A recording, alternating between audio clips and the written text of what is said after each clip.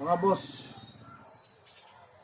puntahan natin yung isa sa dinadayo na lugar dito sa bayan ng San Mateo, ang Timberland.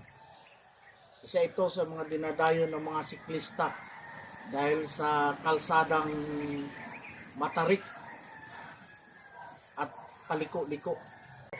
Tara, puntahan na natin.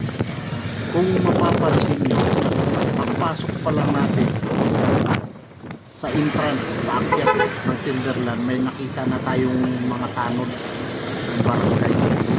Ito naman yung tambayan, ang tawagin Gutokwakan. Pag galing na sila sa taas, pagbaba, doon sila dumadaan, doon sila madalas kumakain.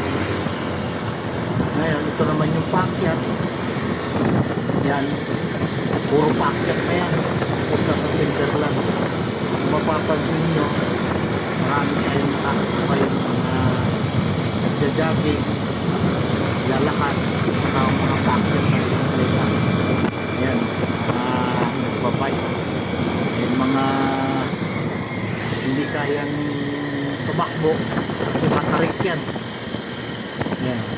Pero yung mga bike na mga sanay na, tapos meron din mga nabibiling pampasalubong, mga nagtitinda sa bandang gilid.